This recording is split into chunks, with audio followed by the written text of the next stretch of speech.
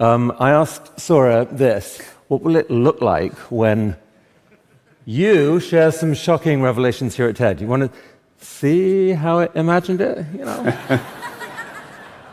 Bad, right? How would you grade that? 5 fingers on all hands. Very close to what I'm wearing. It's good.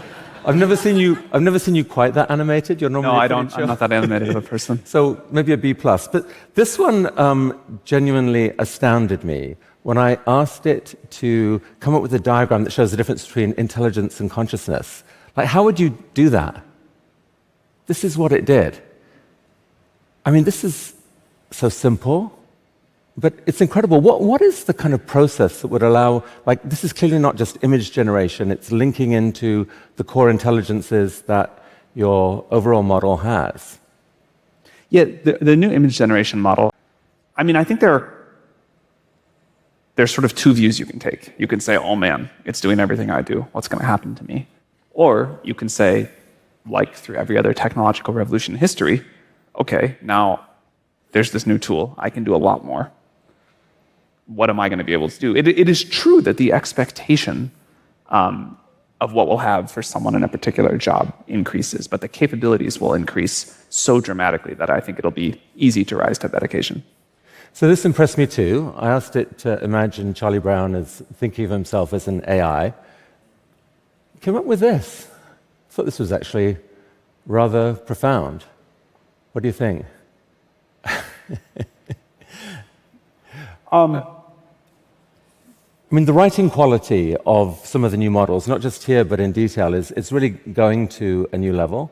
Yeah, I mean, this is an incredible meta answer, but there's really no way to know if it is thinking that or it just saw that a lot of times in the training set. And of course, like, if you can't tell the difference, how much do you care?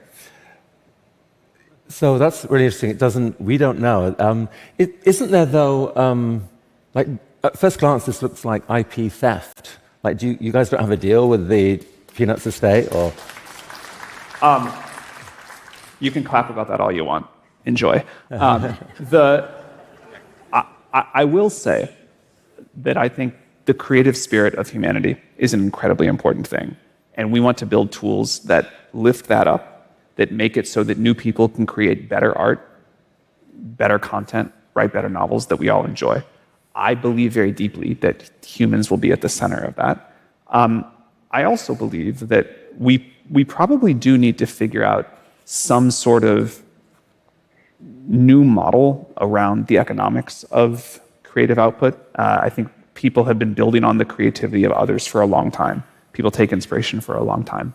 But as the access to creativity gets incredibly democratized and people are building off of each other's ideas all the time, I think there are incredible new business models that we and others are excited to explore. Exactly what that's going to look like, I'm not sure. Like, clearly there's some cut and dry stuff, like you can't copy someone else's work, but how much inspiration can you take? If you say, I want to generate art in the style of these 7 people, all of whom have consented to that, how do you like divvy up how much money goes to each one? Right. These are like big questions, but every time throughout history we have put better and more powerful technology in the hands of creators, I think we collectively get better creative output and people do just more amazing stuff. I mean, an even bigger question is when they haven't consented to it. In our opening session, Carol Cadwallader showed, ChatGPT give a tweet to this. How are we going to navigate this? Like, isn't there a way, should it just be people who consented, or shouldn't there be a model that somehow says that any named individual in a prompt whose work is then used, they should get something for that? So right now, if you use our image gen thing and say, I want something in the style of a living artist, it won't do that. But if you say I want it in the style of this particular kind of vibe, or this studio, or but from the point of view, I mean, the world's full of creative people are some of the angriest people right now, or the most scared people about AI. And the difference between feeling your work's being stolen from you and your future is being stolen from you, and feeling your work is being amplified and can be amplified, those are such different feelings. And if we could shift to the other one, to the second one, I think that really changes how much humanity as a whole embraces. It's definitely a change, and I have a lot of empathy to people who are just like, I wish this change weren't happening. I liked the way things were before.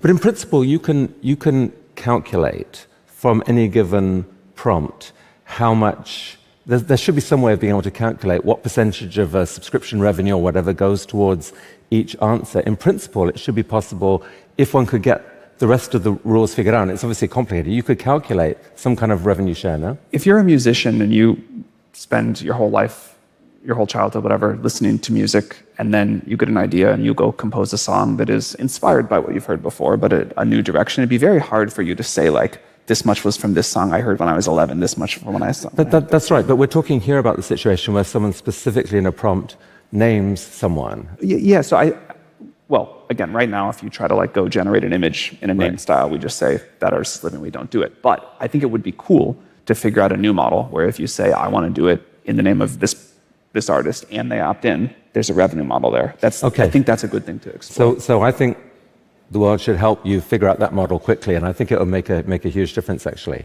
I want to switch topics quickly. The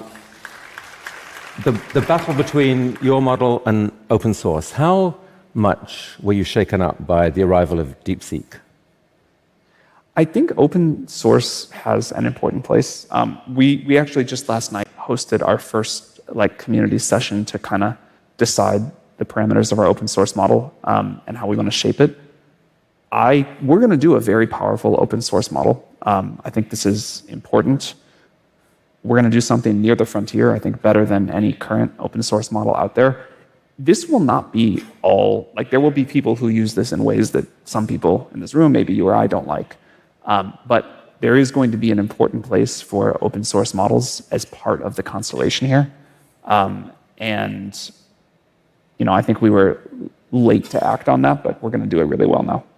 I mean, you're spending, it seems, like an order or even orders of magnitude more than DeepSeek allegedly spent, although I know there's controversy around that. Are you confident that the actual better model is going to be recognized? Or are you actually, isn't this in some ways life-threatening to the notion that, by going to massive scale, tens of billions of dollars investment, we can maintain an incredible lead? All day long, I call people and beg them to get us their GPUs.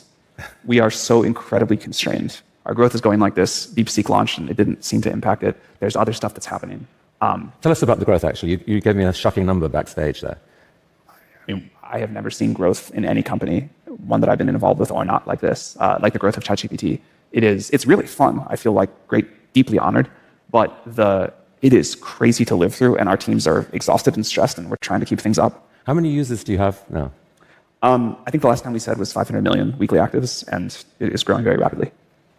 You told me that we doubled in just a few weeks, in terms of compute or in terms of privately, but I guess.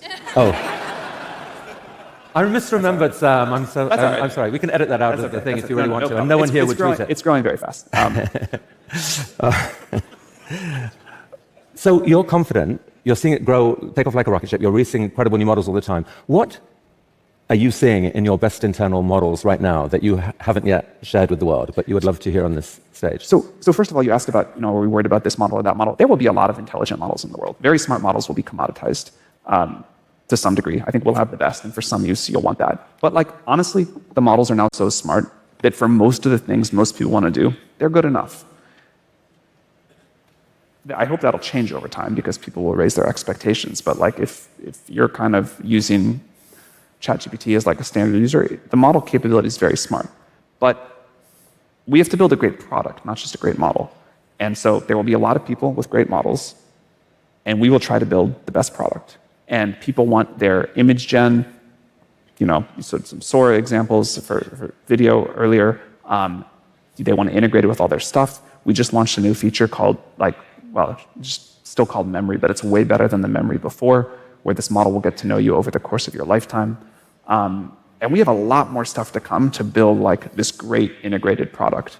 And I think people will stick with that. So there will be many models, but I think we will, I hope, continue to focus on building the best defining product in the space. I mean, after I saw your announcement yesterday that you've now, ChatGPT will know all of your query history, I entered, tell me about me, ChatGPT, from all you know. And my jaw dropped, Simon. It was shocking. It knew who I was and all these sort of interests that hopefully mostly were pretty much appropriate and shareable, but it was astonishing, and I felt the sense of real excitement. Someday, maybe if you want, it'll be listening to you throughout the day and sort of observing what you're doing, and it'll get. The thing that I'm personally most excited about is AI for science at this point. I think I am a big believer that the most important driver of the world and people's lives getting better and better is new scientific discovery. We can do more things with less. We sort of push back the frontier of what's possible. We're starting to hear a lot from scientists with our latest models that they're actually just more productive than they were before. That's actually mattering to what they can discuss. Software development has already been pretty transformed. Like, it's quite amazing how different the process of creating software is now than it was 2 years ago.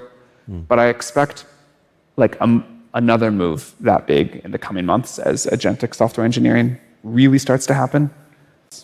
But talk about what is the scariest thing that you've seen? Because like outside, a lot of people picture you as, you have access to this stuff, and we hear all these rumors coming out of AI, and it's like, oh my God, they've seen consciousness, or they've seen AGI, or they've seen some kind of apocalypse coming. Has there been a scary moment when you've seen something internally and thought, uh-oh, we need to pay attention to this? I continue to believe there will come very powerful models that people can misuse in big ways. People talk a lot about the potential for new kinds of bioterror, models that can present like a real cybersecurity challenge, models that are capable of self-improvement in a way that leads to some sort of loss of control. So I think there are big risks there. And then there's a lot of different views about AI safety systems. I would really point to our track record. There are people who will say all sorts of things. Something like 10% of the world uses our systems now, a lot. And we are very proud. We're talking about an exponentially growing power where we fear that we may wake up one day and the world is ending. So it's really not about track record. It's about plausibly saying that the pieces are in place to shut things down quickly if we see a danger. Oh yeah. No, of course that's important. You don't like wake up one day and say, hey, we didn't have any safety process in place. Now it'll curve. Of course, the stakes increase and there are big challenges. But the way we learn how to build safe systems is this iterative process of deploying them to the world, getting feedback while the stakes are relatively low, learning about like, hey, this is something we have to address. And I think as we move into these agendas,